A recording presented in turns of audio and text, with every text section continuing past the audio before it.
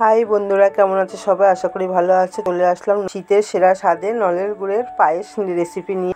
একবার খেলে বারবার খেতে ইচ্ছা করবে। দেখো, এখানে আমি দুধ নিয়ে নিয়েছি। দুধটা আমি আগে থেকে একটু জাল করে রেখেছিলাম। তো এখানে দেখো গোবিন্দভোগ চাল নিয়েছি 1 কাপ মতো, ভালো করে ধুয়ে নিয়েছি। দেখো, আমার ছেলের আজকে পরীক্ষা শেষ হয়ে যাবে, তাই ওকে সারপ্রাইজ দেওয়ার জন্য আজকে নলেন গুড়ের পায়েস রান্না করব। খেতে কিন্তু দারুণ হয়, আর পায়েস তো কম বেশি সবাই ভালোবাসে। তো এখন যেহেতু শীতকালে আমার বাড়িতে পিঠে পায়েস মানে একদিন পর পর লেগেই থাকে। খেতেও ভালো লাগে, বানাতেও ভালো লাগে। দেখো, দুধটা আমার বেশ ভালো করেই জাল করা হয়ে গেছে। এখানে আমি চালটা ধুয়ে রেখেছিলাম, ওইটাই দিয়ে দিচ্ছি। তো ছেলের অনেক দিন ধরে পড়া ঝামেলায় আজকে পরীক্ষা শেষ পর্যন্ত শেষ হলো। দেখতে দেখতে এইটি উঠে যাবে। দেখো, আমি চালটা না একদম কম মানে মিডিয়াম আছে রান্না করছি। সমানে কিন্তু নাড়তে হয়, পায়েস জাতীয় জিনিসে নাইলে তলায় লেগে যায়। এখানে দেখো এলাচ দিয়ে দিচ্ছি, আর একটু তেজপাতা দিয়ে দিচ্ছি। তেজপাতা দিলে না যে কোনো রান্নার টেস্টটা দ্বিগুণ বেড়ে যায়। তেজপাতা দিয়ে মশলা বানিয়ে রান্না করি আমি, রান্নায় দিয়ে ভীষণ ভালো লাগে। একটু নুন দিয়ে দিলাম, সামান্য পরিমাণে নুনটা দিলে খেতে ভালো লাগে। দেখো, আমার চালটা মোটামুটি সেদ্ধ হয়ে গেছে, মানে অনেকটাই সেদ্ধ হয়ে গেছে।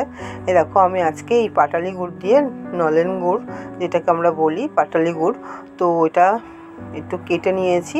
তো ওইটারই আজকে পায়েস রান্না করব। খেতে কিন্তু দারুণ হয়, আর এই গুড়টা এত সুন্দর টেস্টি না, কি বলবো। দেখো, আমি 1 প্যাকেট গুঁড়ো দুধ দিয়ে দিচ্ছি টেস্টের জন্য। যে কোনো জিনিসে যদি গুঁড়ো দুধ দাও, টেস্টটা দ্বিগুণ বেড়ে যায়। তো আমি 1 প্যাকেটই দিচ্ছি।